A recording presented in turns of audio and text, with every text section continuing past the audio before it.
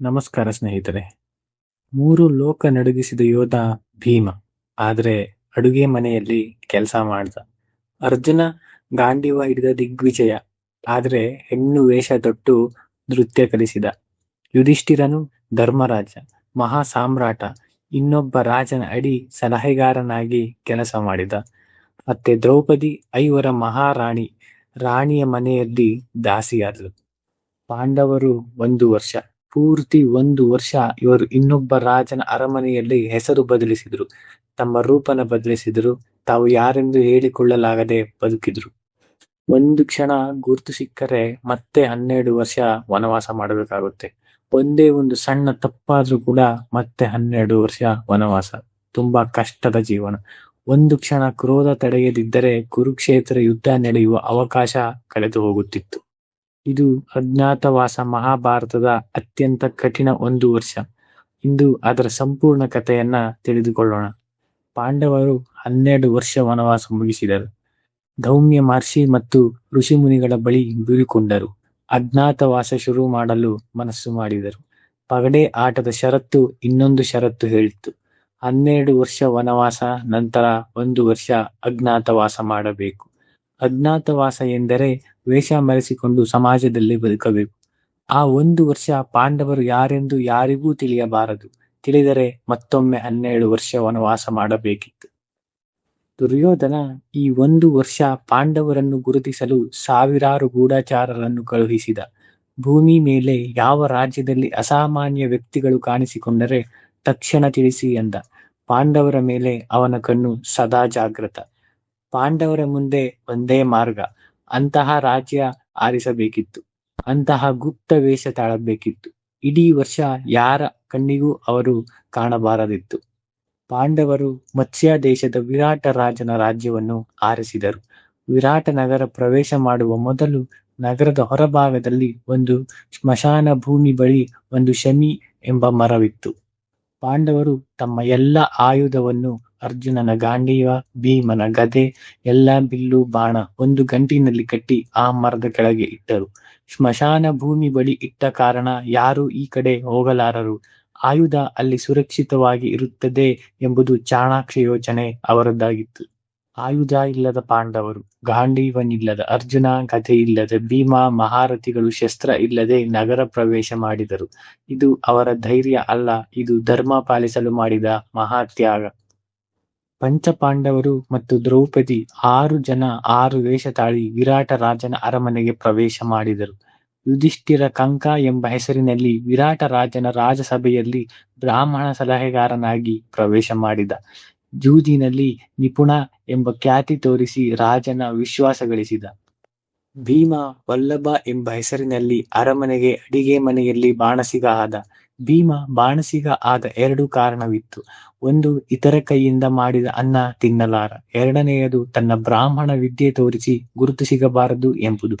ಅರ್ಜುನ ಬೃಹನ್ನಳೆ ಎಂಬ ಹೆಸರಿನಲ್ಲಿ ನಪುಂಸಕ ವೇಷ ತಾಳಿ ರಾಜಕುಮಾರಿ ಉತ್ತರೆಗೆ ನೃತ್ಯ ಸಂಗೀತ ಕಲಿಸುವ ಶಿಕ್ಷಕವಾದ. ಅರ್ಜುನ ಈ ವೇಷ ತಾಳಲು ಸಾಧ್ಯ ಆಗಿದ್ದು ಊರ್ವಶಿ ಶಾಪದಿಂದ 1 ವರ್ಷ ನಪುಂಸಕ ಆಗಬೇಕು ಎಂಬ ಶಾಪ ಇತ್ತು. ಅದನ್ನು ಈ ಅಜ್ಞಾತವಾಸದಲ್ಲಿ ಬಳಸಿಕೊಂಡ.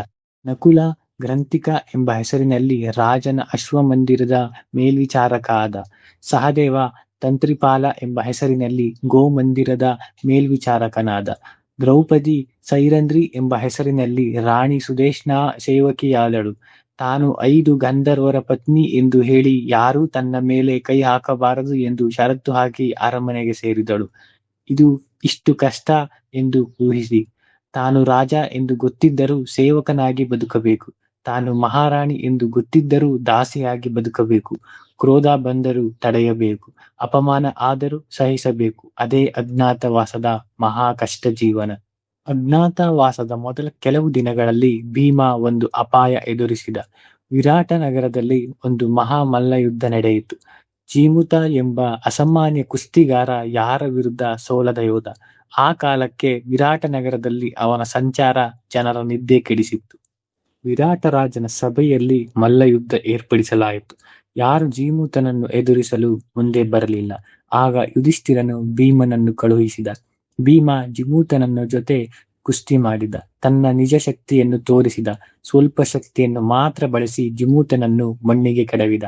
ಆದರೆ ಮಾರಲಿಲ್ಲ, ಸಿಟ್ಟನ್ನು ತಡೆದ. ಅದೊಂದು ಭೀಮನ ಮಹಾ ಸಾಧನೆ. ಯಾರನ್ನಾದರೂ ಗೆಲ್ಲಲು ಗೊತ್ತಿದ್ದ ಭೀಮ ತನ್ನ ಸ್ವಂತ ಕ್ರೋಧವನ್ನು ತಡೆದು ಗೆದ್ದ. ಈ ಗೆಲುವಿನ ನಂತರ ವಲ್ಲಭ ಅರಮನೆಯ ಮೆಚ್ಚಿನ ಬಾಣಸಿಗ ಮತ್ತು ಮಲ್ಲಯೋಧ ಆದ. ವಿರಾಟ ರಾಜ ಅವನನ್ನು ಪ್ರೀತಿಸಿದ. ಆದರೆ ಭೀಮ ಯಾವತ್ತೂ ತನ್ನ ನಿಜ ರೂಪವನ್ನು ತೋರಿಸಲಿಲ್ಲ. ಹೀಗೆ 10 ತಿಂಗಳು ಕಳೆದವು. ಪಾಂಡವರ ಅಜ್ಞಾತವಾಸ ಮುಗಿಯಲು ಬಹಳ ಕಡಿಮೆ ಸಮಯವಿತ್ತು. ಅದೇ ಸಮಯದಲ್ಲಿ ಒಂದು ಮಹಾ ಅಪಾಯ ಎದುರಾಗಿತ್ತು. ರಾಣಿ ಸುದೇಶ್ನೆಯ ಅಣ್ಣ ಕೀಚಕ. ಅವನು ವಿರಾಟ ಸೇನೆಯ ಸೇನಾಪತಿ. ವಿರಾಟ ರಾಜ ಅಧಿಕಾರಸ್ಥ. ಆದರೆ ನಿಜ ಶಕ್ತಿ ಕೀಚಕನ ಬಳಿ ಇತ್ತು. ಒಂದು ದಿನ ಕೀಚಕ ದ್ರೌಪದಿ ಸೈರಂಧ್ರಿಯನ್ನು ಕಂಡ. ಅವಳ ಸೌಂದರ್ಯವನ್ನು ಕಂಡು ಮೋಹಪಟ್ಟ. ಕೀಚಕ ತನ್ನ ತಂಗಿ ಸುದೇಶ್ನ ಬಳಿ ಬಂದು ದ್ರೌಪದಿಯನ್ನು ತನ್ನ ಬಳಿ ಕಳುಹಿಸಲು ಹೇಳಿದ. ಸುದೇಶ್ನೆ ತಡೆಯಲು ಪ್ರಯತ್ನಿಸಿದಳು, ಆದರೆ ಕೀಚಕ ಕೇಳಲಿಲ್ಲ. ಕೀಚಕ ದ್ರೌಪದಿ ಬಳಿ ಬಂದ. ದ್ರೌಪದಿ ಸ್ಪಷ್ಟವಾಗಿ ನಿರಾಕರಿಸಿದಳು. ನಾನು 5 ಗಂಧರ್ವರ ಪತ್ನಿ. ನನ್ನ ಮೇಲೆ ಕೈ ಹಾಕಿದರೆ ನಿನ್ನ ಪ್ರಾಣಕ್ಕೆ ಅಪಾಯ ಎಂದು ಸ್ಪಷ್ಟವಾಗಿ ಹೇಳಿದಳು. ಆದರೆ ಕೀಚಕ ಕೇಳಲಿಲ್ಲ. ಒಂದು ದಿನ ದ್ರೌಪದಿ ಕೀಚಕನ ಮನೆ ಕಡೆ ಹೋದ ಸಮಯ ಅವನು ಅವಳನ್ನು ಬಲಪ್ರಯೋಗ ಮಾಡಲು ಹೊರಟ. ದ್ರೌಪದಿ ಓಡಿ ರಾಜಸಭೆ ಹೊಕ್ಕಳು. ಆದರೆ ಕೀಚಕ ಅಲ್ಲಿಯೂ ಬಂದು ಅವಳ ಮೇಲೆ ಒದೆ ಹಾಕಿದ. ಆ ಕ್ಷಣ ಭೀಮ ವಲ್ಲಭ ಎಂಬ ವೇಷದಲ್ಲಿ ಅಲ್ಲೇ ಇದ್ದ. ಕ್ರೋಧ ಆಕಾಶ ಮುಟ್ಟಿತು. ಭೀಮ ಒಂದು ಮರಕ್ಕೆ ಕೈ ಹಾಕಲು ಮುಂದಾದ. ಆದರೆ ಯುಧಿಷ್ಠಿರ ಅವನನ್ನು ತಡೆದ. ಸಾಕ್ಷಾತ್ ಧರ್ಮರಾಜ ಸೇಡು ತೀರಿಸಿಕೊಳ್ಳಲಾಗದೆ ಮೌನ ತಾಳಿದ. ಇದು ಅಜ್ಞಾತವಾಸದ ಅತ್ಯಂತ ಕಠಿಣ ಕ್ಷಣವಾಗಿತ್ತು. ಒಬ್ಬ ಮಹಾರಾಜ ತನ್ನ ಮಹಾರಾಣಿಗೆ ಅಪಮಾನ ಆಗುವುದನ್ನು ನೋಡಿ ಮೌನ ತಾಳಬೇಕಾಗಿ ಬಂತು. ಧರ್ಮ ಪಾಲಿಸಲು ಒಬ್ಬ ಮಹಾಸ್ತ್ರೀ ಅನ್ನು ಅಪಮಾನ ಸಹಿಸಲು ಬಿಡಬೇಕಾಯಿತು. ಇದೆಂತಹ ನರಕ ಯಾತನೆಯಾಗಿತ್ತು. ಆ ರಾತ್ರಿ ದ್ರೌಪದಿ ಭೀಮನ ಬಳಿ ಬಂದಳು. ಅಳುತ್ತಾ ಹೇಳಿದಳು, ಇನ್ನೂ ಸಹಿಸಲಾಗದು. ಕೀಚಕನನ್ನು ಶಿಕ್ಷಿಸದಿದ್ದರೆ ನಾನು ಜೀವ ಬಿಡುತ್ತೇನೆ ಎಂದು ಹೇಳಿದಳು. ಆಗ ಭೀಮ ಒಂದು ಯೋಜನೆ ಹಾಕಿದ. ದ್ರೌಪದಿಗೆ ಕೀಚಕನ ಬಳಿ ಹೋಗಿ ಮಾತನಾಡಲು ಹೇಳಿದ. ನಾಳೆ ರಾತ್ರಿ ನೃತ್ಯ ಶಾಲೆಯಲ್ಲಿ ಭೇಟಿ ಆಗೋಣ, ಯಾರಿಗೂ ಗೊತ್ತಾಗಬಾರದು ಎಂದು ಹೇಳಲು ಹೇಳಿದ.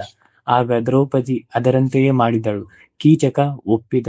ಆ ರಾತ್ರಿ ಭೀಮ ನೃತ್ಯ ಶಾಲೆಯಲ್ಲಿ ಹೊಕ್ಕ. ದ್ರೌಪದಿ ವೇಷ ತಾಳಿ ಕತ್ತಲಲ್ಲಿ ಕುಳಿತ. ಕೀಚಕ ಖುಷಿಯಿಂದ ಬಂದ. ಕತ್ತಲಲ್ಲಿ ಕೈ ಚಾಚಿ ಬಂದ.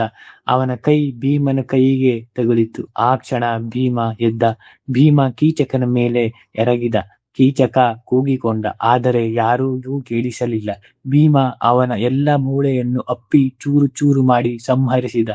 ನಂತರ ಕೀಚಕನ ಶರೀರ ಉಂಡೆ ಮಾಡಿ ತಲೆ ಕಾಲು ಬಿದ್ದಲ್ಲಿ ಕಾಣಿಸದಂತೆ ಇಟ್ಟ. ಬೇಗ ಅಡಿಗೆ ಮನೆಗೆ ಸೇರಿಕೊಂಡ. ಮರುದಿನ ದ್ರೌಪದಿ ಹೊರಬಂದಳು. ನನ್ನ ಗಂಧರ್ವ ಪತಿಗಳು ಕೀಚಕನನ್ನು ಸಂಹರಿಸಿದರು ಎಂದು ಹೇಳಿದಳು. ಕೀಚಕನ 105 ಅಣ್ಣ ತಮ್ಮಂದಿರು ಅಲ್ಲಿ ಬಂದರು. ಅವರು ದ್ರೌಪದಿಯನ್ನು ಬಂದಿ ಮಾಡಿ ಕೀಚಕನ ಚಿತೆ ಮೇಲೆ ಸಾಯಿಸಲು ಸಿದ್ಧ ಮಾಡಿದರು. ಭೀಮ ಅದನ್ನು ತಿಳಿದ. ಮರದ ಬೇರು ಕಿತ್ತು ಅಲ್ಲಿ ಹೋಗಿ ಕೀಚಕನ 105 ಅಣ್ಣ ತಮ್ಮಂದಿರನ್ನು ಸಂಹರಿಸಿದ. ದ್ರೌಪದಿ ಮುಕ್ತಳಾದಳು. ಕೀಚಕನ ಸಾವಿನ ಸುದ್ದಿ ಹಸ್ತಿನಾಪುರ ತಲುಪಿತು. ದುರ್ಯೋಧನ ಕೂಡಲೇ ಒಂದು ಮಾತು ಹೇಳಿದ. ಇಂತಹ ಅಸಾಮಾನ್ಯ ಶಕ್ತಿ ಇರುವ ಯೋಧ ಯಾರು? ಇದು ಭೀಮಸೇನನ ಕೆಲಸ ಇರಬೇಕು ಎಂದು ಅವನ ಮನಸ್ಸಿನಲ್ಲಿ ಬಂತು.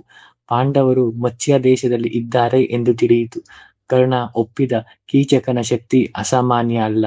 ಅವನನ್ನು ಕೊಂದ ಯೋಧ ಭೀಮನೇ ಇರಬೇಕು ಎಂದು ಅವನಿಗೂ ಅನಿಸಿತು. ಶಕುನಿ ಒಂದು ಯೋಜನೆ ಹಾಕಿದ. ವಿರಾಟ ರಾಜ್ಯ ಮೇಲೆ ದಾಳಿ ಮಾಡೋಣ. ಪಾಂಡವರು ಇದ್ದರೆ ರಾಜ್ಯ ರಕ್ಷಿಸಲು ಅವರು ಹೊರಗೆ ಬಂದೇ ಬರುತ್ತಾರೆ. ಆ ಕ್ಷಣ ಅವರನ್ನು ಗುರುತಿಸಿ ಹಿಡಿಯೋಣ ಎಂದು ಹೇಳಿದ. ದುರ್ಯೋಧನ 2 ಕಡೆಯಿಂದ ದಾಳಿ ಮಾಡಲು ಯೋಜಿಸಿದ. ಒಂದು ಕಡೆ ತ್ರಿಗರ್ತ ರಾಜ ಸುಶರ್ಮ ಗೋಮಂದಿರದ ಬಳಿ ದಾಳಿ ಮಾಡಲಿ. ವಿರಾಟ ರಾಜನ ಗಮನ ಅತ್ತ ಹೋಗಲಿ. ಮತ್ತೊಂದು ಕಡೆ ಕೌರವ ಸೇನೆಯ ಮೇಲೆ ರಾಜ್ಯ ನುಗ್ಗಲಿ ಎಂದು ಹೇಳಿದ. ತ್ರಿಗರ್ತ ರಾಜ ಸುಶರ್ಮ ವಿರಾಟ ರಾಜ್ಯದ ಗೋಮಂದಿರದ ಬಳಿ ದಾಳಿ ಮಾಡಿ ಹಸು ಮುಂದೆ ಅಪಹರಿಸಿದ. ವಿರಾಟ ರಾಜ ಕಂಗಾಲಾದ. ಯುದ್ಧಕ್ಕೆ ಹೊರಡಬೇಕು, ಆದರೆ ಕೀಚಕ ಇಲ್ಲ. ಆ ಕ್ಷಣ ಯುಧಿಷ್ಠಿರ ಹೇಳಿದ, ಮಹಾರಾಜ, ಯಾವ ಭಯ ಬೇಡ. ವಲ್ಲಭ ಮತ್ತು ನಾನು ನಿಮ್ಮ ಜೊತೆ ಇದ್ದೇವೆ. ಯುಧಿಷ್ಠಿರ ನನ್ನ ತಮ್ಮಂದಿರ ಜೊತೆ ಯುದ್ಧಕ್ಕೆ ಹೋದ. ಭೀಮ ವಲ್ಲಭ ವೇಷದಲ್ಲಿ ತ್ರಿಗರ್ತ ಸೇನೆ ಮೇಲೆ ಎರಗಿದ. ಭೀಮನ ನಿಜ ಶಕ್ತಿ ತೋರಿಸಿ ಹೋರಾಡಿದ. ವಿರಾಟ ರಾಜ ಶತ್ರು ಕೈಯಲ್ಲಿ ಸಿಲುಕಿಕೊಂಡ. ಭೀಮ ಅವನನ್ನು ಬಿಡಿಸಿ ಕರೆದ. ಹಸು ಮಂದೆ ಮರಳಿ ತಂದ. ಸುಶರ್ಮ ಓಡಿ ಹೋದ. ಆ ಯುದ್ಧದಲ್ಲಿ ಭೀಮ ತನ್ನ ಶಕ್ತಿ ಮರೆಮಾಡಲು ಎಷ್ಟು ಕಷ್ಟಪಟ್ಟಿದ್ದಾನೆ ಎಂದು ಊಹಿಸಿ, ಒಂದು ಕ್ಷಣ ಕ್ರೋಧ ತಡೆಯದಿದ್ದರೆ, ನಿಜ ಶಕ್ತಿ ತೋರಿಸಿದರೆ ಇಡೀ ಅಜ್ಞಾತವಾಸ ವ್ಯರ್ಥವಾಗುತ್ತಿತ್ತು. ಮತ್ತೆ 12 ವರ್ಷ ವನವಾಸ ಮಾಡಬೇಕಿತ್ತು. ಆ ದಿನ ಮತ್ತೊಂದು ಕಡೆ ದುರ್ಯೋಧನ ತನ್ನ ಮಹಾಸೇನೆ ಸಮೇತ ವಿರಾಟ ರಾಜ್ಯದ ಮೇಲೆ ದಾಳಿ ಮಾಡಿ ಗೋಮಂದಿರ ಅಪಹರಿಸಿದ. ಭೀಷ್ಮ, ದ್ರೋಣ, ಕರ್ಣ, ಅಶ್ವತ್ಥಾಮ ಈ ರೀತಿ ಮಹಾಯೋಧರ ಜೊತೆ ಇದ್ದರು. ವಿರಾಟ ರಾಜ ಆ ಕ್ಷಣ ಬೇರೆ ಯುದ್ಧ ಭೂಮಿಯಲ್ಲಿ ಇದ್ದ. ವಿರಾಟ ರಾಜನ ಮಗ ಉತ್ತರ ಕುಮಾರ ಯುದ್ಧಕ್ಕೆ ಹೋಗಬೇಕಿತ್ತು, ಆದರೆ ಸಾರಥಿ ಬೇಕಿತ್ತು. ದ್ರೌಪದಿ ಹೇಳಿದಳು, ಬೃಹನ್ನೆಳೆ ಹಿಂದೆ ಅರ್ಜುನನ ಸಾರಥಿ ಆಗಿದ್ದ, ಅವನನ್ನು ಕರೆ. ಅರ್ಜುನ ಸಾರಥಿಯಾದ. ಉತ್ತರ ಕುಮಾರ ಕೌರವ ಸೇನೆ ಕಂಡು ಭಯಪಟ್ಟ. ನಾನು ಯುದ್ಧ ಮಾಡಲಾರೆ, ಈ ಮಹಾಸೇನೆ ನನ್ನ ಮುಂದಿದೆ ಎಂದು ಭಯಪಟ್ಟ. ಆ ಕ್ಷಣ ಅರ್ಜುನ ನಿರ್ಧರಿಸಿದ. ಅಜ್ಞಾತವಾಸದ 1 ವರ್ಷ ಮುಗಿದಿತ್ತು. ಕಾಲ ಸಂಪೂರ್ಣವಾಗಿತ್ತು. ಅರ್ಜುನ ಸ್ಮಶಾನ ಭೂಮಿ ಬಳಿ ಹೋದ. ಶನಿ ಮರ ಮೇಲಿಂದ ಆಯುಧ ತಂದ. ಗಾಂಡೀವ ಕೈಗೆ ಬಂತು. 1 ವರ್ಷ ಬೇರ್ಪಟ್ಟ ತನ್ನ ಆ ಆಯುಧ ತನ್ನ ಕೈಗೆ ಮರಳಿ ಬಂತು. ಅರ್ಜುನ ಶಂಖ ಊದಿದ. ಆ ಶಂಖನಾದ ಕೌರವ ಸೇನೆಯನ್ನೇ ನಡುಗಿಸಿತು. ಭೀಷ್ಮ, ದ್ರೋಣ ಎಲ್ಲರೂ ಅನುಮಾನಪಟ್ಟರು. ಇದು ಯಾರ ಶಂಖ? ಇಷ್ಟು ಪರಿಚಿತ ಧ್ವನಿ ಯಾರದ್ದು? ಅರ್ಜುನ ಒಬ್ಬನೇ ಕೌರವ ಮಹಾಸೇನೆ ಮೇಲೆ ಹೋರಾಡಿದ. ಸಂಮೋಹನ ಅಸ್ತ್ರವನ್ನು ಬಿಟ್ಟ. ಇಡೀ ಕೌರವ ಸೇನೆ ಮೂರ್ಛೆ ಬಿದ್ದಿತು. ದುರ್ಯೋಧನ, ಭೀಷ್ಮ, ದ್ರೋಣ, ಕರ್ಣ ಎಲ್ಲರೂ ಮೂರ್ಛೆ ಬಿದ್ದರು. ಗೋಮಂದಿರ ಮರಳಿ ತಂದ. ಅರ್ಜುನ ಯುದ್ಧ ಮುಗಿಸಿ ವಿರಾಟ ನಗರಕ್ಕೆ ಮರಳಿದ. ವಿರಾಟ ರಾಜ ಯುದ್ಧ ಗೆದ್ದ ಖುಷಿಯಲ್ಲಿ ಮಗ ಉತ್ತರ ಕುಮಾರನನ್ನು ಹೊಗಳಿದ. ಅದೇ ಕ್ಷಣ ಅರ್ಜುನ ಹೇಳಿದ, ಮಹಾರಾಜ, ಉತ್ತರ ಯುದ್ಧ ಮಾಡಲಿಲ್ಲ, ನಾನು ಮಾಡಿದೆ. ಅರ್ಜುನ ತನ್ನ ನಿಜ ಹೆಸರು ಹೇಳಿದ. ನಂತರ 5 ಪಾಂಡವರು ತಮ್ಮ ನಿಜ ಗುರುತು ಬಿಟ್ಟಿದ್ದರು. ವಿರಾಟ ರಾಜ ನಿಬ್ಬೆರಗಾದ. ವಿರಾಟ ರಾಜ ಪಶ್ಚಾತ್ತಾಪ ಪಟ್ಟ. ನಾನು ಪ್ರತಿದಿನ ನಿಮ್ಮನ್ನು ಕಂಕ, ವಲ್ಲಭ, ಬೃಹನ್ನೆಳೆ ಎಂದು ಕರೆದೆ. ನಿಮ್ಮ ರಾಣಿ ದ್ರೌಪದಿಯನ್ನು ದಾಸಿ ಎಂದು ತಿಳಿದೆ. ದಯವಿಟ್ಟು ಕ್ಷಮಿಸಿ ಎಂದು ಕೇಳಿದ. ಅರ್ಜುನ ವಿರಾಟ ರಾಜನ ಮಗಳು ಉತ್ತರೆಗೆ ಮದುವೆ ಪ್ರಸ್ತಾಪ ನೀಡಿದ. ತನ್ನ ಮಗ ಅಭಿಮನ್ಯುಗೆ ವಿರಾಟ ಒಪ್ಪಿದ. ಉತ್ತರೆ ಮತ್ತು ಅಭಿಮನ್ಯು ವಿವಾಹವಾಯಿತು. ವಿರಾಟ ರಾಜ್ಯ ಪಾಂಡವರ ಮಿತ್ರವಾಯಿತು. ಈ ರೀತಿ ಪಾಂಡವರ ಅಜ್ಞಾತವಾಸ ಮುಗಿಯಿತು. ಆದರೆ ಆ 1 ವರ್ಷ ಅವರು ಎಷ್ಟು ಕಷ್ಟಪಟ್ಟರು ಎಂಬುದು ಊಹಿಸಲು ಸಾಧ್ಯವಾಗುವುದಿಲ್ಲ.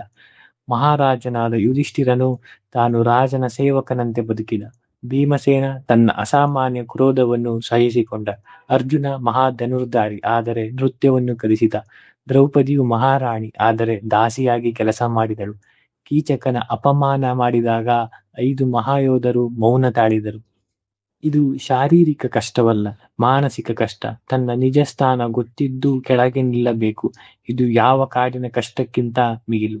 ಈ ಅಜ್ಞಾತವಾಸ ನಮಗೆ 3 ಮಹಾಪಾಠವನ್ನು ಕಲಿಸುತ್ತದೆ. ಮೊದಲನೆಯದಾಗಿ, ಧರ್ಮ ಪಾಲಿಸಲು ಅಹಂ ಬಿಡಬೇಕಾಗುತ್ತದೆ. ಎಷ್ಟೇ ಮಹಾಸ್ಥಾನ ಇದ್ದರೂ ಧರ್ಮ ಮೊದಲು. ಎರಡನೆಯದಾಗಿ, ತಾಳ್ಮೆ ಮತ್ತು ಕ್ರೋಧ ನಿಯಂತ್ರಣ ಮಹಾಶಕ್ತಿ.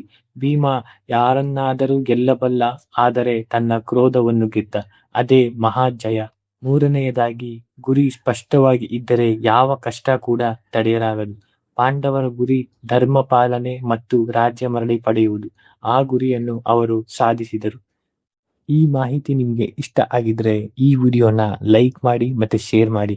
ಮತ್ತಷ್ಟು ಇಂತಹ ಕಥೆಗಳಿಗಾಗಿ ನಮ್ಮ ಚಾನೆಲ್ನ ಸಬ್ಸ್ಕ್ರೈಬ್ ಮಾಡಿ. ಧನ್ಯವಾದಗಳು.